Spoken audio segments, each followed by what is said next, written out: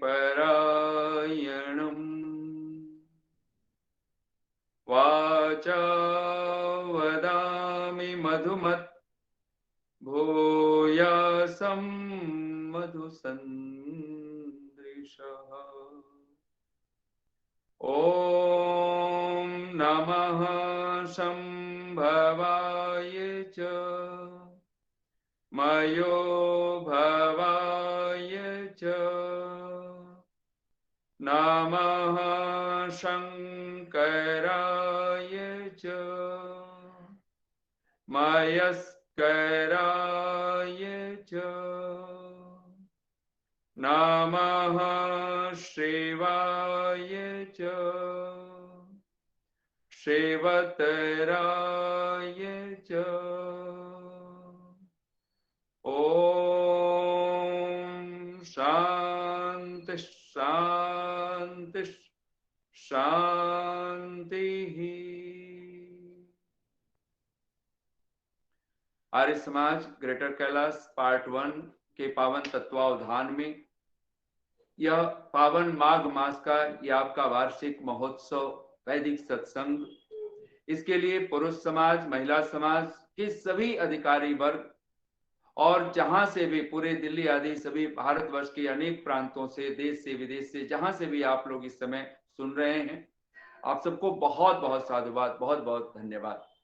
और इस समाज की ग्रेटर कैलाश पार्ट 1 की महिला समाज की प्रधाना अमृतपाल जी, रेणु चौधरी जी, सुधा गर्ग, और पुरुष समाज के विजय लखनपाल, राजीव चौधरी, राजेंद्र जी और भी जितने भी अधिकारी हैं, योगेश मुंजाल जी, तो पूरी श्रद्धा के साथ आप सबको, और जितने लोग भी हैं, मैंने बहुत सारे चेहरे देखे हैं, देख रहा हूं, तो आप सबको बहुत बहुत साधुवाद, बहुत बहुत शुभकामनाएं ये बसंत पंचमी पर्व की। और साथ ही महर्षि देव दयानंद के हम जन्म दिवस को भी हम स्मरण कर रहे हैं, हिंदी तिथियों में भी स्मरण करेंगे और इंग्लिश में भी हम लोग याद कर रहे हैं उनको। तो और महर्षि देव दयानंद को का बोध पर्व भी, महाशिवरात्रि का पर्व भी, तो इस विधा में अगर हम देखें तो निसंदेह ये बहुत बड़ी चेतना का एक पावन दिन है। आइए हम सब पूरी श्रद्धा के साथ, मैंने जो कुछ पंक्तियां जब कल बोली थी उन्हीं को स्मरण करते हुए पुनः दैवी संपदा, वह कौन सी दैवी संपदाएं हैं जिसको लेकर के हम इस जगत में दुखों के बीच में भी, झंझावातों के बीच में भी हम दुखी नहीं होंगे। वे कौन सी संपदाएं हैं जो संसार में हो करके भी हम संसार से, इस कीचड़ से हम कमलवत कहीं ऊपर हो सकेंगे। पद्म पत्रम इव अंभसा हमारा जीवन होगा, ये हो सकता है अगर हमारे पास दैवी संपदा हो। वे कौन सी दैवी संपदाएं हैं? तो पुनः भगवान की वेदवाणी के माध्यम से, ऋषियों के वचनों के माध्यम से, जो आप्तोपदेश शब्द कह करके, मेरी एक धरोहर है तू, रखना जरा संभाल कर, अपनी कविता छोड़ गया हूं साथी तेरे गांव में। पास पड़ी है सरगम लेकिन मौन है, तन्हाई में सुनता किसकी कौन है। थांभे कौन उमड़ती दृग बरसात को, एक साधना फूल खिलाया, बड़े यतन से पाल कर, मुरझ न जाए कहीं देखना यह पीपल की छांव में। मेरी एक धरोहर है तू, रखना जरा संभाल कर, अपनी कविता छोड़ गया हूं साथी तेरे गांव में। माना मन को निर्मल करना कठिन काम है, माना मन को निर्मल करना कठिन काम है, पर निर्मल मन में ही करता प्रभु विश्राम है। मैं सबकी सुन लेता हूं यही ख्याल कर, माया में जो भूला वह रहा गमों के छांव में, अपनी कविता छोड़ गया हूं साथी तेरे गांव में। माना दुनिया में दुनिया है बेदर्द, माना दुनिया में दुनिया है बेदर्द, कौन किसके दर्द यहां पर जानना चाहता है, देखना चाहता है? अगर इंसान इंसान बन जाए तब शायद हम संवेदनाओं में जीते। माना दुनिया में दुनिया है बेदर्द, पुरानी बात है, पर सबको सहना पड़ता आघात है। मैं सबकी सह लेता हूं यही ख्याल कर, जीत समझता है जो अपनी, हारा है हर दांव में, अपनी कविता छोड़ गया हूं साथी तेरे गांव में। सांसें चलती मैं भी चलता जा रहा, सांसें चलती मैं भी चलता जा रहा, बाती जलती मैं भी जलता जा रहा, मेरा उसका, वो जो दैवी संपदाओं का भंडार है, वो जो जिसको महादेवों का देव है, महादेव है, वो जो देवी है, दिव्य है, जिसको हम शन्नो देवी अभिष्टय आपो भवन्तु पीतये। सांसें चलती मैं भी चलता जा रहा, बाती जलती मैं भी जलता जा रहा, मेरा उसका बहुत फासला मीतरे। लेकिन उससे जो फासला है वो स्थान की दूरी नहीं है, वो देश की दूरी नहीं है, समय की भी दूरी नहीं। हम ये नहीं कह सकते कि वर्षों बाद कितना इतना समय लगेगा, ऐसे नहीं कहा जा सकता। वो अभी और यहीं हो सकता है, हियर एंड नाउ की घटना घट सकती है, इसी क्षण सद्य हो सकता है। सांसें चलती मैं भी चलता जा रहा, बाती जलती मैं भी जलता जा रहा, मेरा उसका बहुत फासला मीतरे, दूरी कम कर सकता है बस प्रीतरे। एक ही चीज है जिसको ऋषि दयानंद कहते हैं प्रेमणा सत्य भावेन। ये अगर प्रीति है, सत्याम श्रद्धाम, ये सत्या जो श्रद्धा है, सत्य के प्रति प्रगाढ़ प्रेम अगर हमारे मानस में जग जाए, तो कहते हैं ये जो प्रेम है मेरा उसका बहुत फासला मीतरे, दूरी कम कर सकता है बस प्रीतरे। भगवान कहता है मेरा गीत तराना तेरा, गूंजे भक्ति की ताल पर, नूपुर बनकर बाजे कोई, जीवन स्वर के पांव में, मेरी एक धरोहर है तू, रखना जरा संभाल कर, अपनी कविता छोड़ गया हूं साथी तेरे गांव। पहली बात ये मस्तिष्क में हम सबके सतत रहनी चाहिए कि भगवान ही देव है और उससे जुड़ी हुई जो कुछ भी विशेषताएं हैं, उसकी जो विभूतियां हैं, उसी को हम लोग दैवी संपदा कहते हैं। भगवान का जो कुछ है, देव भगवान का नाम है। हम कहते हैं ना, त्वमेव माता च पिता त्वमेव, त्वमेव बंधुश्च सखा त्वमेव, त्वमेव विद्या द्रविणम त्वमेव, त्वमेव सर्वम मम देव देव। गायत्री मंत्र में हम उसके देव कह करके ही पुकारते हैं, विश्वानिदेव मंत्र में हम उसको देव कह करके ही पुकारते हैं। उस देव का जो कुछ भी शुभ है, जो महिमामय है, उस सब का नाम है दैवी संपदा।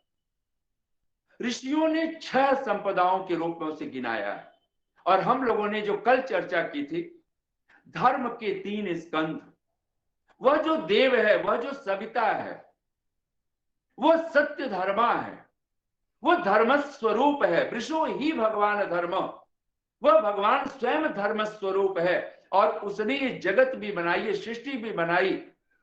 पूर्णम अदह पूर्णम इदम, इस जगत में भी कोई न्यूनता नहीं है, उस परमात्मा में भी कोई न्यूनता नहीं है, वह पूर्ण है। और 3 स्कंधों पर हम लोगों ने कल चर्चा करते हुए कि धर्म के 3 स्कंध हैं, यज्ञो अध्ययनम दानम इति प्रथमम, तपा एव द्वितीय।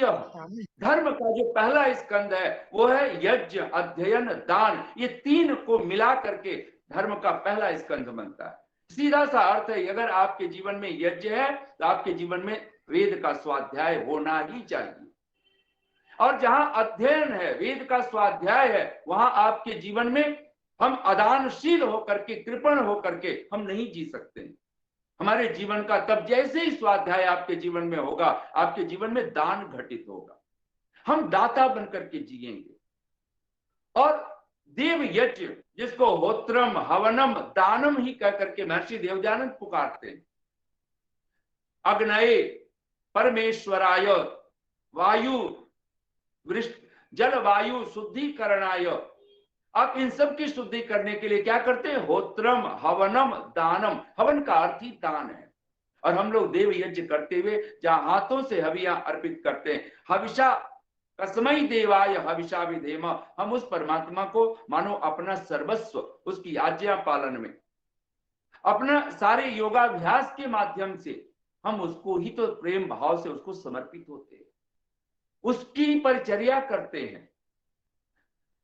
यज्ञ, अध्ययन, दान, ये धर्म का पहला स्कंध। वहीं पर तप एवं द्वितीय, तप को दूसरा स्कंध कहा। और ऋषि, चिंतक, मुनि हर कोई यही बात कहता है, तप सुख प्रद, दुख दोष नसावा। जिस व्यक्ति के जीवन में तप नहीं है, जिसके जीवन में सत्य रूपी तप नहीं है, ऋत रूपी तप नहीं है, वेद विद्या जो सबसे बड़ा तप है, वह अगर आपके जीवन में, हमारे जीवन में ये परम धर्म आकर के नहीं बैठा है, ये जो धर्म का दूसरा चरण है, ये मानो भगवान की, ऋषि देवदयानंद की वाणी में ये परम धर्म है। और तीसरा कहते हैं ब्रह्मचर्यम आचार्य कुलवासी तृतीय, किसी आचार्य का सानिध्य हम पकड़ लें। ये बात निश्चित याद रखिए, अगर जीवन में गुरु नहीं है तो जीवन शुरू ही नहीं होने वाला है। जीवन का प्रारंभ ही, जीवन ही जीवंत होता है। ऋषि दयानंद कहते वह कुल बड़ा धन्य, वह संतान बड़ा भाग्यवान जिसके माता और पिता धार्मिक हो और विद्वान हो। और जिसके माता पिता धार्मिक विद्वान होंगे, उसी की महिमा उसी के साथ जुड़ेगी, वही आचार्य उसको मिलेगा। और हम लोग कहा करते हैं कि 3 माएं हर किसी को मिल जानी चाहिए जीवन जीते जी। हम लोग कहते हैं ना तलाश, एक उर्दू का चाहे जिस भाषा का भी शब्द हो, तो तलाश हर हम खोजना चाहते हैं, लेकिन हम किसको तलाशें इस जीवन में? कहते हैं इससे पहले कि हम लाश में तब्दील हों, आज नहीं कल लाश बनेंगे, इससे पहले कि हम लाश में तब्दील हों, हमें चाहिए हम खुद को तलाश लें, उस खुदा को भी तलाश लें, स्वयं को तलाश लें, उस स्वयंभू को भी तलाश लें। और वह परमात्मा तो स्वयंभू असि, स्वयं भवति अनादि स्वरूप, उत्पत्ति विनाश रहित। ये महर्षि देवदयानंद के शब्द हैं। स्वयंभू का क्या अर्थ है? वह उत्पत्ति विनाश रहित है, स्वयं भवति अनादि स्वरूप। और उस परमात्मा की कृपा के साथ हम कहीं ब्रह्मचर्य आश्रम, वेद अध्ययनार्थम ब्रह्मचर्य, हम वेदों को सुने, वेदों को पढ़ें। ब्रह्मचर्य का जो मूल अर्थ है, ध्यान देना, परमेश्वर की उपासना और वेद विद्या का स्वाध्याय, उसका अध्ययन। और ये हमारे जीवन में होगा, हम सहज ही दैवी संपदा के अधिकारी बनते हैं। ये धर्म के 3 स्कंध, ये जीवन को, आपके जीवन को, हमारे जीवन को दैवी ही बनाते हैं। और ऋषियों की भाषा में भगवान कृष्ण भगवत गीता में तो अगर आप पढ़ें तो आज 16वां अध्याय और 3 श्लोक प्रारंभ के ही, एक बार आप सब श्रद्धा के साथ दोहराइएगा। मैं बोल रहा हूं, बोलेंगे अभयम सत्व संशुद्धि, मैं तोड़ तोड़ के शब्दों को बोल रहा हूं अलग अलग। अभयम सत्व संशुद्धि, ज्ञान योग व्यवस्थिति, दानम दमश्च यज्ञश्च स्वाध्याय तप आर्जवम, अहिंसा सत्यम अक्रोध त्याग शांति अपैशुनम, दया भूतेषु अलोलुप्त्वम, मार्दवम ह्रीः अचापलम, तेजः क्षमा धृति शौचम अद्रोह नातिमानिता, भवन्ति संपदम दैवीम अभिजातस्य भारत। भगवान कृष्ण अर्जुन को कहते हैं कि हे भारत, हे भरतवंशी अर्जुन, ये 26 गुण भगवान ने गिनाए हैं, भगवान कृष्ण ने भगवत गीता में, 16वां अध्याय है। और पहला जो गुण कहते हैं पहले श्लोक में, अभयम सत्व संशुद्धि ज्ञान योग व्यवस्थिति। ध्यान देना, जब हम धर्म के स्कंध हमारे जीवन में आ जाएं, हम धर्म पर आरूढ़ हो जाएं, धर्म हमारे जीवन का मूल बन जाए। आचार्य चाणक्य के शब्दों में हम कहें धर्मे तत्परता, आचार्य चाणक्य तो 11 लक्षण गिनाते हैं, भगवान कृष्ण 26 सद्गुण दैवी संपदाओं में गिनाते हैं। आचार्य चाणक्य के भी शब्द बहुत प्यारे हैं, धर्मे तत्परता, मुखे मधुरता, दाने समुत्साहता, ऐसे कहते हुए मित्रे आवंचकता, गुरौ विनयता, चित्ते अति गंभीरता, गुणे रसिकता, शास्त्रेषु विज्ञात्रिता, आचार्य शुचिता। मैं बहुत सारे छोड़ करके बोल, वहां पे अंतिम कहते हैं, पहला है धर्मे तत्परता और अंतिम में आचार्य चाणक्य कहते हैं शिवे भजनता। जिस व्यक्ति के जीवन में सत्सु एव संदृश्यते, जो सज्जन है, जो दैवी संपदाओं से युक्त है, जो महात्मा है, जो उस परमात्मा का हो चुका है, सहज ही उसके जीवन में ये घटना घटित होती है। वो अभयम, उसके जीवन में अभयता घटित होती है। और अभयम का ये अर्थ हम बिल्कुल ना करें कि हम भयभीत नहीं होंगे, नहीं, अभय का एक अर्थ कर लेने योग्य है, मैं भयभीत न हूं, ये तो बड़ी बात है ही। मुझे किसी से भय ना हो, कोई मेरा अपमान करे, कोई मेरी निंदा करे, कि मृत्यु जैसा भी दुख आ जाए, कोई कितना भी अपमान की घटना घट जाए, कैसी भी दुखद से दुखद परिस्थितियां आ जाएं, फिर भी अगर मैं भयभीत नहीं, उस क्षण भी भगवान के भरोसे पर कहीं आनंदित हूं। जैसे कोई कवि कहता है ना ऋषि देवदयानंद के लिए, कुछ लोग हैं जो अपने ही गमों के गीत गाते हैं, और कुछ लोग नहीं है, हम सब लोग हैं। कुछ लोग हैं जो अपने ही गमों के गीत गाते हैं, होली हो दिवाली हो सदा मातम मनाते हैं। फाल्गुन मास में आएगी होली, होली हो दिवाली हो सदा मातम मनाते हैं, पर उन्हीं की रागनी पर झूमती है दुनिया, जो जलती चिता पे बैठ के बीड़ा बजाते हैं। मृत्यु सामने हो फिर भी कोई मुस्कुरा सकता है, फिर भी कोई मंत्र पाठ कर सकता है, फिर भी कोई भगवान को धन्यवाद दे सकता है। ये हो सकता है कब? जिस व्यक्ति के जीवन में ये दैवी संपदा घर कर गई। महर्षि देवदयानंद स्वयं जीवंत प्रमाण है इस दैवी संपदा के। मैं सुनता था एक साधु को, एक संत को, वो कहते हैं कि कहीं सत्संग हो रहा था, हजारों की संख्या में लोग बैठे हुए हैं, उस साधु को सुन रहे हैं। उस साधु ने कहा कि सच मैं कहूं, महर्षि देवदयानंद के अमर ग्रंथ सत्यार्थ प्रकाश को मैंने एक बार नहीं अनेकों बार पढ़ा, और आज मैं हृदय से कहना चाहता हूं कि मेरे ऋषि को तो एक बात का बिल्कुल भी बोध न था, बिल्कुल भी पता न था। लोग चौकन्ने से हो गए कि ऐसा कौन सा ज्ञान हो गया जो ऋषि महाराज को तो है, लेकिन महर्षि देवदयानंद को नहीं था। लेकिन उस साधु के आंखों में कोई घमंड नहीं दिख रहा था, कोई अहंकार नहीं दिख रहा था।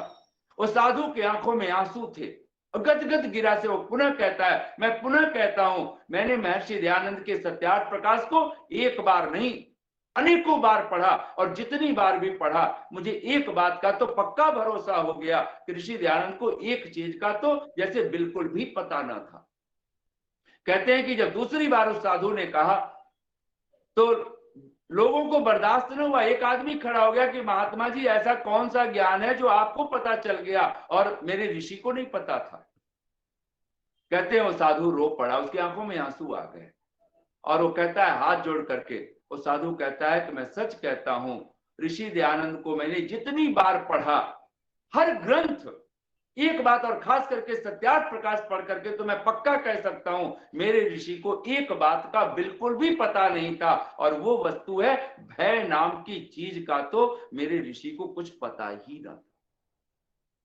कहते हैं इतना भर सुनना था, पूरा सभागार जो हजारों की संख्या में लोग बैठे थे वो सब करतल ध्वनि कर उठे। सचमुच में अगर कोई दैवी संपदा से युक्त होता है, उसको भय नाम की चीज का कुछ पता ही नहीं होता है। हर ऋषि, हर मुनि और छोटा सा एक बालक, वीर हकीकत, शायद भगवान ने उन्हें भी दैवी संपदा से युक्त करके, जैसे भगवान कृष्ण कहते हैं दैवी संपदा से, हे अर्जुन तू दैवी संपदा को लेकर के आया हुआ है, निसंदेह ये बहुत बड़ी बात। और वीर हकीकत भी शायद ये बालक, छोटा सा बालक, ये दैवी संपदा से युक्त ही तो था। 11 वर्ष की आयु में कौन बालक कह सकता है कि मैं चोटी नहीं कटाऊंगा? ये हो सकता है, ये दैवी संपदा से युक्त होना हमारे जीवन का एक ढंग बन सकता है। अभयम सत्व संशुद्धि। और एक बात और भी कि मैं भयभीत न हूं, ये बड़ी बात नहीं है, हमसे कोई भयभीत न हो। हम घर में बैठे कि परिवार में बैठे कि समाज में बैठे कि राष्ट्र में बैठे कि विश्व में कहीं भी जहां भी बैठे, वहां हमसे कोई भयभीत न हो। मैं आतंक का पर्याय न बन जाऊं, मैं हिटलर, नादिर, तैमूर का पर्याय न बन जाऊं। ताता थैया सारे गम पेट नहीं भरने वाले, ताता थैया सारे गम पेट नहीं भरने वाले, जो हाथों को काम दिलाए ऐसा कोई गीत कहो। ऐसा राम न देना मुझको जिसको रथ की चाहत हो। ऐसा राम न देना मुझको जिसको रथ की चाहत हो। जो शबरी घर पैदल जाए ऐसा कोई गीत कहो। हिटलर, नादिर और तैमूर को अब तक हमने बहुत पढ़ा। हिटलर, नादिर और तैमूर को अब तक हमने बहुत पढ़ा। जो राम कृष्ण की याद दिलाए ऐसा कोई गीत कहो। निसंदेह राम और कृष्ण हमारी ये संस्कृति अद्भुत। हम कैसे परमात्मा की कृपा के पात्र बने, कैसे हम उस भगवान को स्मरण करें कि जिस भगवान को पाते ही हमारे जीवन में दिव्यता आ जाती। अभयम सत्व संसुद्धि। ये सत्व कहते अंतःकरण को। हमारा अंतःकरण, हमारा मन, हमारी बुद्धि, जिसको महर्षि देव दयानंद सहज रूप से महर्षि देव दयानंद स्मरण करते हुए और सहज रूप से वो कहते हैं आदौ शरीर शुद्धि कार्य। ये दैवी संपदा अगर हम उस देव की चरण शरण में बैठेंगे तो बात बनेगी, अन्यथा नहीं बनने वाली।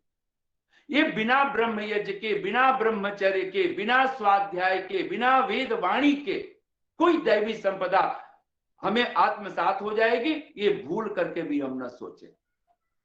और ये इन जो 26 गुण भगवान कृष्ण गिनाते हैं, अभयम, जिसको अभी हम लोगों ने पढ़ा है, पहले श्लोक में 3 शब्द जो ऋषि के, जो महर्षि भगवान कृष्ण के हैं, अभयम सत्व संशुद्धि ज्ञान योग व्यवस्थिति। अभयम वो अभय होता है और सारी दुनिया को कहते सबसे बड़ा दान है अभय दान। मुझसे कोई भयभीत ना हो। हम घर में भी, परिवार में माता पिता की भूमिका में है, संतान की भूमिका में है, और हम एक दूसरे को डराने में अगर लगे हुए हों, मेरे कारण माता पिता भयभीत हो जाए तो मैं कुछ हूं, मेरी चलती है घर में, पति के कारण पत्नी भयभीत हो, पत्नी के कारण पति भयभीत हो, ये जीवन का सूत्र नहीं हो सकता। ये ढंग तो कोई मतलब ही नहीं है। मैंने एक मजाक सुना है कि माता पिता अपने बच्चे के लिए एक रोबोट लेके आ गए घर में खिलौने के रूप में, और रोबोट की एक विशेषता थी, वो सच पकड़ लेता था। जब भी कोई कुछ बोलता था तो उस झूठ को तत्क्षण पकड़ लेता था। और पहला ही दिन रोबोट के साथ बच्चे का इतना आकर्षण हो गया, वो सोचा कि मैं स्कूल जाऊंगा। आज मैं स्कूल नहीं जाऊंगा। माँ ने कहा कि बेटा, प्लीज बाकी लोग म्यूट कर लीजिए, बहुत डिस्टरबेंस हो रही है। रमन मेहता जी के यहाँ से प्लीज म्यूट कर लीजिए। दादू की जान कौन है? रमन मेहता जी प्लीज म्यूट कर लीजिए।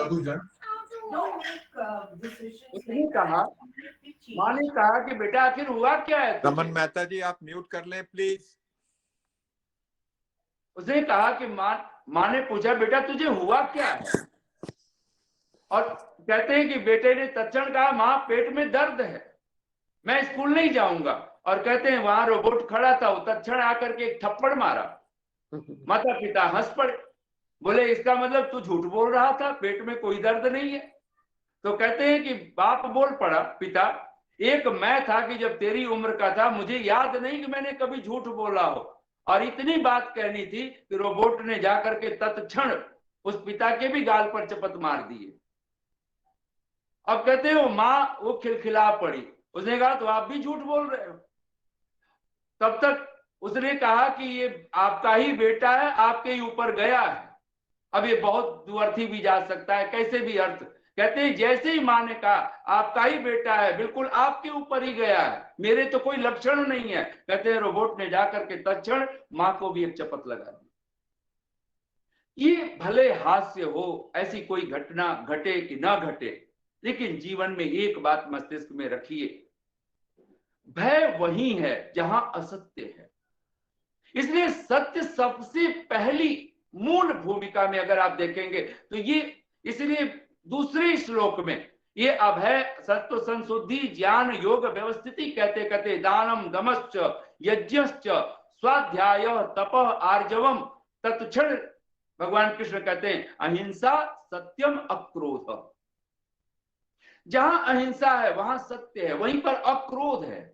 अहिंसा अगर आपके जीवन का अंग होगा, अहिंसा धर्म, अहिंसा परमो धर्म, जहां बैर नहीं है, किसी तरह का विरोध नहीं है।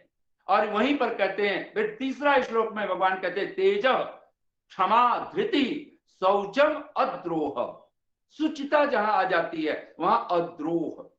और अंतिम लक्षण भगवान कहते हैं न अतिमानिता। ये जो अपने को हम हर समय पूज्य श्रेष्ठ, हर कोई मेरा आदर करे, हर कोई मेरा सम्मान करे, हम घर में बैठे तो पत्नी मेरे पीछे पीछे दौड़े, बच्चे मेरे पीछे आगे पीछे दौड़े, और यही हर किसी का नेचर बन जाए। बच्चे भी सोचेंगे माता पिता हर पल मेरे बेटा क्या लेगा क्या खाएगा। जैसे बचपन में माँ भोजन ले लेकर के दौड़ती है, भूख बेटे को लगी है लेकिन दौड़ती माँ है, अब बेटा कहता है नहीं खाना है। नातिमानिता, ध्यान देना, ये जो अपमान मान सम्मान की जो कामना है, मेरा कोई अपमान न करे, तो कहा ये जो नातिमानिता है यानी मान सम्मान की आकांक्षा से जो ऊपर उठ चुका है। पहला अभय और न अतिमानिता, इसके बीच में जितना कुछ भगवान कहते हैं 26, ये दैवी संपदा है। और ये देव के चरण शरण में मिल सकता है, भगवान की आराधना में मिल सकता है, और कोई दूसरा उपाय नहीं है। इसी को ऋषियों ने 6 संपदाओं के रूप में हम सबके सामने, महर्षि देवदयानंद सत्यार्थ प्रकाश में उसको सहज ही रखते हैं। एक बार आप सब बोलिए, श्रम दम तितिक्षा उपरति श्रद्धा समाधान। केवल उम्र बढ़ी, केवल उम्र बढ़ी और कुछ न बढ़ा, क्या यह भी जीवन है? ध्यान देना, अगर ये 26 गुण हमें समझ में नहीं आते, पहला गुण तो याद रख लें, अभयम। इस संसार में अभय कौन हो सकता है? और ऋषि दयानंद ही लिखते हैं उपासना का ही फल है, पर्वत जैसा भी दुख आए तो वो भक्त घबराता नहीं है, उपासक घबराता नहीं है। भक्त तो कह देता है, भक्त तो सहज ही स्वीकार करता है। फूल की एक पत्ती को चट्टान समझ बैठे हैं, कब? जब तेरी चरण शरण में हम नहीं है।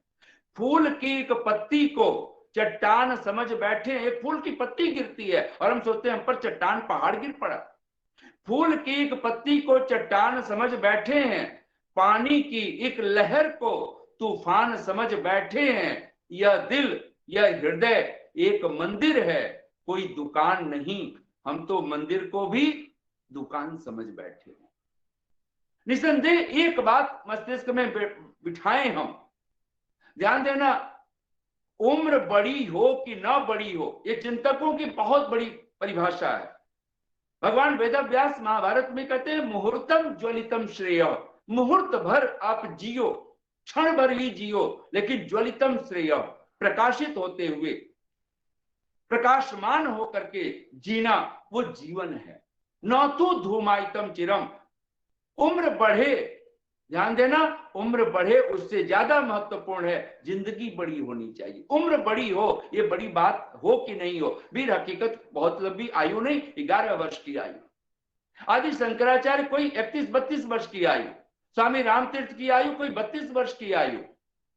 बड़े बड़े महापुरुषों की कहां हम देख पाते हैं।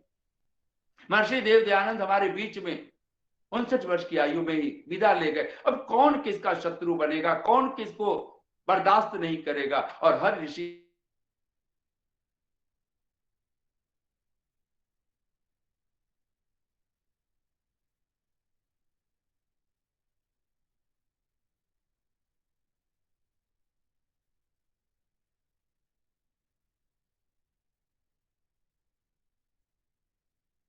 ये जो नमस्कार है, ये जो नमस्ते हम बोलते हैं, अगर हम झुकना ही नहीं जानते हैं, ये पारुष्य कहलाता है। शरीर भी अकड़ा हुआ है। झुकता तो वो है जिसमें जान होती है, वरना अकड़ना तो मुर्दों की पहचान होती है। जितनी जितनी अकड़ हो, विद्या की अकड़ हो, समझ लेना वहां विद्या लेश मात्र भी नहीं है। धन की अकड़ हो कि पद की अकड़ हो कि प्रतिष्ठा की अकड़ हो, ये नातिमानिता भी इस शब्द कहना चाहता है। अगर ये नातिमानिता आ गई, इसका मतलब अकड़ विदा हो गया। हम इतने सरल, इतने रिजु, और अर्जुन का एक नाम तो ये नातिमानिता ही है, वो इतना सरल है, रिजु हो गया। हाँ, जिसको हम लोग बोला करते हैं सिंपल लिविंग हाई थिंकिंग, और लेकिन आज तो ये उलट चुका है, हाई लिविंग और थिंकिंग सिंपल, क्या सिंपल भी ना रही, ऐसी अवस्था हो गई हो। शास्त्र है आंख क्या पता है तुम्हें, सत्कर्म है पांख क्या पता है तुम्हें, धन को ही वो समझते थे सब कुछ, बन गए राख क्या पता है तुम्हें। एक बार राख शब्द को उलट दे तो राख शब्द कहती है खरा बन जाती है, यानी राख यही सच है, जीवन का सत्य। और ये शरीर मान करके अगर हम जी रहे हैं, असुर कहां जीता है, शरीर में जीता है, वो दंभ में, वो दिखावा, हर समय अपने आप को, धर्मात्मा नहीं है फिर भी धर्मात्मा दिखलाता है, वो दानी नहीं है फिर भी अपने आप को दानी दिखलाएगा, वो किसी तरह की उसमें श्रद्धा नहीं है फिर भी बहुत श्रद्धालु दिखलाएगा। और इसलिए आचार्य चाणक्य कहते हैं दंभम बिना, बोलिए एक बार आप सभी, दंभम बिना यह क्रियते सधर्म, दंभ के बिना जो किया जाता है उसी का नाम धर्म है। ये जो दैवी संपदा है, पहली संपदा भगवान ऋषि कहते हैं सम, मन की शांति। सम का अर्थ है जहां मन शांत हो जाए, ये मन की शांति ही सम है, पीस ऑफ माइंड। अगर ये मिल गया, और यही पहली संपदा हम सबको, कोई चीज छिनती हो छिन जाए, लेकिन मन की शांति खो करके कुछ नहीं चाहिए, न धन चाहिए, न पद चाहिए, न मान प्रतिष्ठा चाहिए। जो इस भांति जीवन जीता है, ध्यान देना, उसने इनर वेल्थ इकट्ठा करना शुरू किया।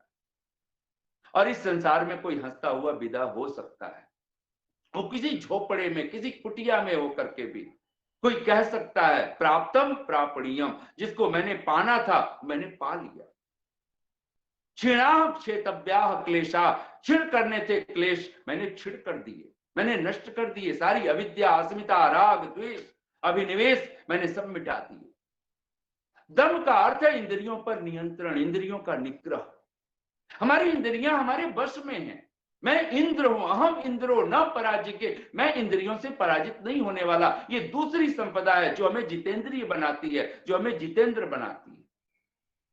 हम श्रम से युक्त हो जाएं, हम दम से युक्त हो जाएं। श्रम, दम, तितिक्षा, तितिक्षा का अर्थ है तप, त्याग। जहां तप है वहां त्याग बरबस होता है।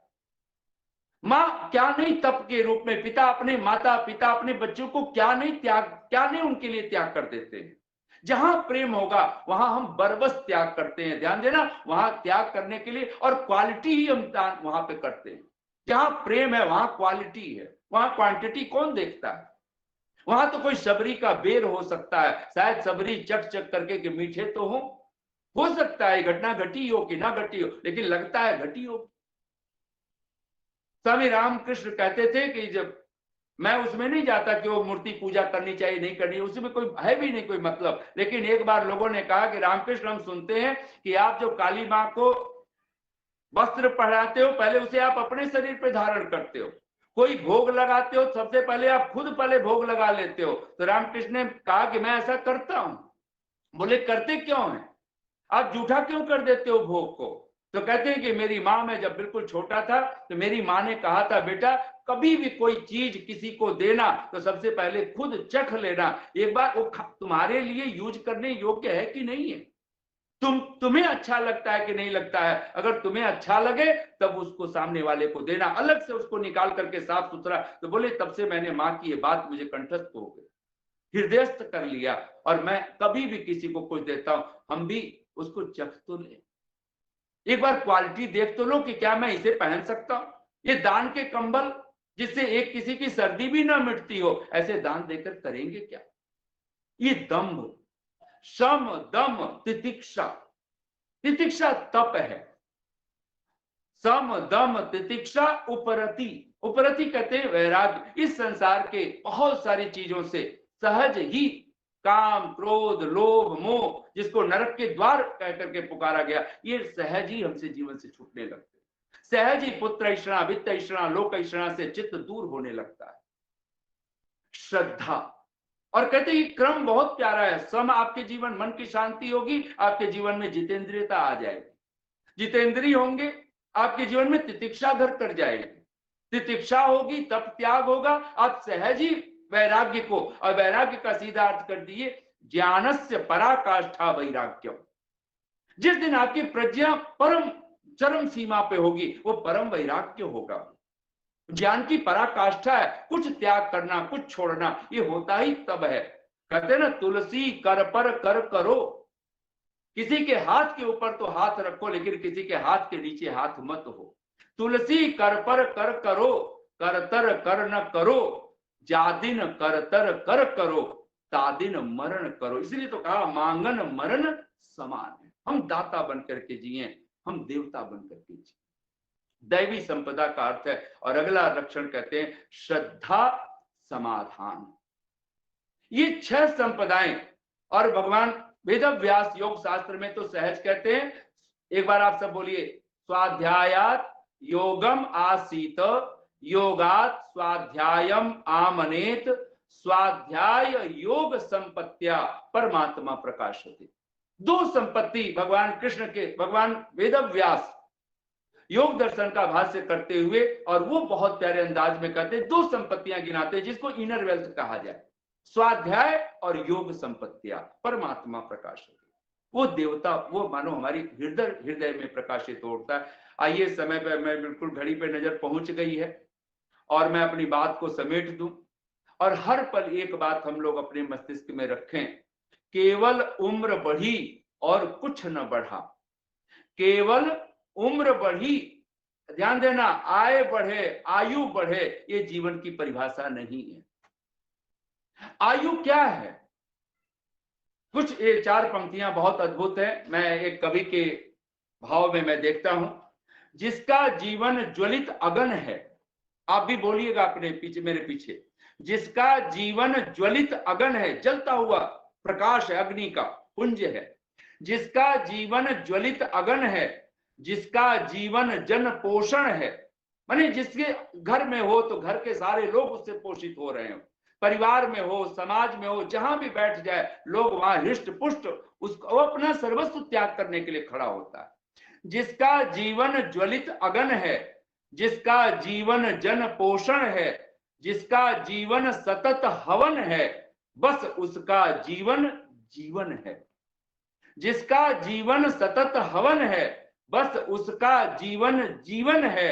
उसका होता नहीं मरण है, उसका होता नहीं मरण है। इतनी शांति और प्रेम से आप सबने सुना। बहुत बहुत साधुवाद, बहुत बहुत शुभकामनाएं। और हम लोगों को तो बार बार लगता है कि अभी तो हम लोग शुरू हो रहे हैं, बात विषय इतना बृहद होता है। कहाँ 26 सद्गुण, ऋषियों की षडक संपत्ति, अगर 6 संपदाओं की में एक की बात करें तो भी लगता है कि समय बहुत कम है। और फिर कितनी कितने प्रसंग, उनको सबको लेकर के, तो आप सब इतनी शांति और प्रेम से निरंतर 14 जनवरी से लगातार आप नेट के माध्यम से ग्रेटर कैलाश पार्ट 1 के तत्वावधान में, और सभी आप सब अधिकारी वर्ग, उस समाज के, महिला समाज, पुरुष समाज, आप सब बहुत बहुत साधुवाद हैं। बहुत बहुत आप सबको धन्यवाद। इत्योम शांति। आचार्य जी, आपका बहुत बहुत धन्यवाद। अत्यंत रोचक उद्बोधन आपका। अभी मैं आदरणीय प्रतिभा जी से अनुरोध करूंगी, आए और आचार्य जी का धन्यवाद करें। प्रतिभा जी शालीमार बाग की आर्य समाज से जुड़ी हुई हैं। अध्यापन के क्षेत्र में आपका अत्यधिक योगदान रहा है। आप संगीत और लेखन में आपकी बहुत रुचि है और आपने कविताओं की भी पुस्तकें लिखी हैं। आप आर्य जगत के उच्च कोटि के विद्वान महेश विद्यालंकार जी की पत्नी है। आइए प्रतिभा जी और आचार्य जी का धन्यवाद कीजिए। सभी को सादर नमस्ते। उस परमात्मा की असीम कृपा से हमें इस माघ मास के यज्ञ में जुड़ने का अवसर मिला और सुंदर सुंदर सार गर्भित प्रवचन सुनने का अवसर मिला। उस परमात्मा की कृपा के बिना कभी भी कोई कार्य पूर्ण नहीं हो सकता। और इस संसार में यदि हम यज्ञ आदि से, धार्मिक कार्यों से जुड़े तो वे सब भी उस परमात्मा के ही आशीर्वाद है। उसके आशीर्वाद, उसकी कृपा के बिना कुछ भी संभव नहीं होता। इस सब को संभव कराने में ईश्वर के पश्चात दूसरा जो विशेष आचार्य जी का तो मैं बाद में कहूँ, उससे पहले आयोजक, जिन आयोजकों ने इस सारे कार्यक्रम का आयोजन किया है और हम सबको इतने सुंदर, इतने सारगर्भित और परमात्मा से जोड़ने वाले प्रवचनों को सुनने का अवसर प्रदान किया है, उनका बहुत बहुत धन्यवाद। आर्य समाज महिला सत्संग ग्रेटर कैलाश पार्ट 2 की प्रधाना श्रीमती अमृतपाल जी हमारी बहन है, बड़ी बहन है, और हमारी छोटी बहन श्रीमती रेणु चौधरी जी, कोई ये आज का हमारा वो नहीं है संबंध, हम तो बहुत समय से एक दूसरे से जुड़े हुए हैं। कोषाध्यक्षा श्रीमती सुधा गर्ग जी, इस आर्य समाज के संरक्षक श्री योगेश जी और श्रीमती रेणु मंजाल जी, प्रधान श्री विजय लखनपाल जी और उप प्रधान आदरणीय राजीव चौधरी जी, मंत्री श्री राजेंद्र कुमार जी और कोषाध्यक्ष श्री विजय भाटिया जी, इनका हार्दिक धन्यवाद, हार्दिक आभार, जिन्होंने हमें ये सब कार्यक्रम सुनने का इतना सुंदर अवसर प्रदान किया है।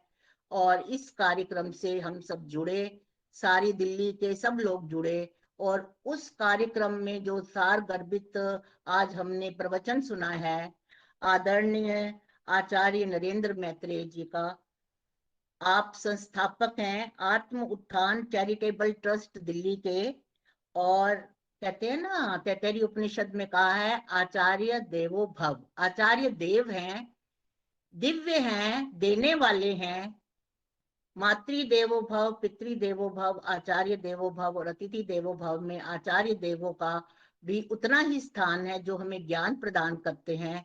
और जो देवीय संपदा के संबंध में आपने बताया, तो उसमें पहला जो आपने वेद मंत्र पढ़ा, मधुमत में निक्रमणम मधुमत में परायणम वाचा वदामि मधुमत भूयासम मधु संदृशा, तो हम मधु के समान हो, ये मधुमास चल रहा है, इसमें इस मंत्र की बहुत ही सुंदर उपयोगिता आपने अपने प्रथम मंत्र को रखकर की है। आपने जितनी बातें कही उनके ऊपर मैं बोलूं तो अच्छा नहीं लगेगा, क्योंकि आपने इतना कुछ बता दिया, तो उसके लिए हम आपको नमन करते हैं, आपका बहुत बहुत आभार, बहुत बहुत धन्यवाद। यज्ञ अध्ययन, दान, तप, ईश्वर भक्ति और अमान्यता आदि ऐसी बातें आपने बताई हैं जो हमें इन दैवीय संपदाओं से दूर करती हैं। यदि हमने इन दैवीय संपदाओं को पाना है तो हमें उस परमात्मा से जुड़ना होगा,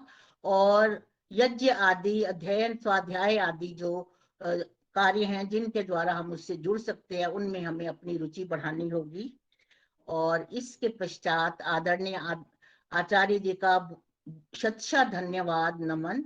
और मैं श्रोताओं का जो दिल्ली से, दिल्ली के बाहर से, और अभी आपकी रेणु जी की बेटी भी जुड़ी थी तो बहुत अच्छा लग रहा था, मैंने कहा सारे छोटे बच्चे भी जुड़ रहे हैं तो बहुत ही अच्छा लगा। सारे दिल्ली, पूरी दिल्ली के आर्य समाजों से मैं देख रही हूँ कि लोग इस कार्यक्रम में जुड़ रहे हैं, उन श्रोताओं का भी बहुत बहुत आभार, धन्यवाद। वक्ता को आनंद तभी आता है जबकि उसकी बात को सुनने वाले अच्छे श्रोता हों, ईश्वरनिष्ठ श्रोता हों, और जिनके अंदर कुछ ज्ञान की लिप्सा हो, तो उन श्रोताओं का भी बहुत धन्यवाद। आज बसंत पंचमी है, और बसंत पंचमी में हम माँ सरस्वती की भी पूजा करते हैं। तो माँ सरस्वती देवी है, देवी वो भी देवी है, देवी मतलब हमें देती है, क्या देती है? ज्ञान, विद्या, संगीत की देवी है। और वेद ने कहा है इड़ा मही सरस्वती तिस्रो देवी मयो भुआ, ये तीनों देवियां जो हैं ये कल्याण करने वाली हैं। बिना विद्या के, बिना ज्ञान के, बिना संगीत के, ये शाम न विद्या न तपो न दानम ज्ञानम न शीलम न गुणो न धर्मा ते मर्त्य लोके भुवि भार भूता मनुष्य रूपेण मृगाश चरंती, मनुष्य के रूप में पशु हैं जिनके पास विद्या नहीं है, ज्ञान नहीं है, साहित्य नहीं है, संगीत नहीं है। तो आज के इस अवसर पर मैं उनकी, निराला जी की वो पंक्तियां सरस्वती के उसमें, आज का दिन सिर्फ इससे नहीं जुड़ा, कई चीजें इस आज के इस दिन के साथ जुड़ी हुई हैं। बाल हकीकत की कहानी भी इस दिन के साथ जुड़ी हुई है।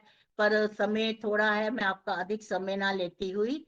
वीणा वादनी वरदे, काट अंध उर के बंधन स्तर, बहा जन्य ज्योतिर्मय निर्झर, कलुष भेद तम हर प्रकाश कर, जगमग जग कर दे, वीणा वादनी वरदे।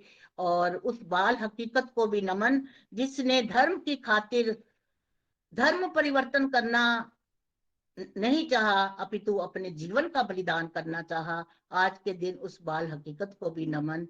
और थोड़ी सी 4 पंक्तियां मैंने बसंत ऋतु पर लिखी हैं, तो आप जरा उसको सुन लो। धन्यवाद का ही भाग है ये, क्योंकि उस परमात्मा का भी धन्यवाद जो ये ऋतुएं बनाता है। वसंत इनुरंत्या, ग्रीष्म इनुरंत्या। वसंत ऋतु भी रमणीय है, ग्रीष्म भी रमणीय है, पर इसको ऋतुराज कहते हैं। तो इसके लिए 2 पंक्तियां मैंने। आई बसंत ऋतु सबसे प्यारी, रंग बिरंगी और अति न्यारी, फूल खिले भांति भांति के, प्रकृति अनुपम लगती सारी, छटा अनोखी इस बसंत की, सब ऋतुओं पर यह है भारी, पेड़ पौधे पशु पक्षी टहके, वन उपवन खिले फुलवारी, इस शोभा से नयनों को भरकर, इस शोभा से नयनों को भर लो, रहनी यह केवल दिनचारी। 4 दिन का बसंत है, फागुन है, आओ हम इसका आनंद उठाएं। आगे होली आने वाली है, उसकी भी आप सबको बहुत बहुत शुभकामनाएं। बहुत बहुत धन्यवाद। आदरणीय प्रतिभा जी, आपका बहुत बहुत धन्यवाद। आपकी स्वयं रचित कविता तो बहुत ही सुंदर थी। बहुत बहुत धन्यवाद आपका। करूंगी कि शांति पाठ कराएंगे। धन्यवाद। माता जी, आपको बहुत साधुवाद, बहुत धन्यवाद। और डॉक्टर साहब को मेरी नमस्ते कहिएगा। मैं आपके घर पे कई बार आ चुका हूं। हाँ जी, नमस्ते जी, नमस्ते जी, बहुत बहुत धन्यवाद, बहुत धन्यवाद। हाँ जी, आइए सभी करवट धो करके, बहुत बहुत साधुवाद, बहुत बहुत धन्यवाद। आइए सभी करवट धो करके शांति पाठ करते हैं। ओम शांतिरंतरिक्षं शांति पृथिवी शांतिरापः शांतिरोषधयः शांतिः वनस्पतयः शांतिर्विश्वे देवाः शांतिर्ब्रह्म शांतिः सर्वं शांतिः शांतिरेव शांतिः सामा शांतिरेधि। ओम शांति शांति शांति। सच्चिदानंद स्वरूप भगवान की जय हो। जय। सत्य सनातन वैदिक धर्म की जय हो। मर्यादा पुरुषोत्तम भगवान श्री राम की जय हो। जय हो। ईश्वर भगवान कृष्ण की जय हो। गुरुवार स्वामी पूर्णानंद जी महाराज की जय हो। गुरुवार स्वामी ब्रजानंद महाराज की जय हो। विश्व गुरु महर्षि देव दयानंद सरस्वती की जय हो। सब ऋषियों संतों महापुरुषों की जय हो। देश धर्म पर बलिदान होने वाले वीर हकीकत राय की जय हो। धर्म पर बलिदान होने वाले वीर वीरांगनाओं की जय हो। हमारा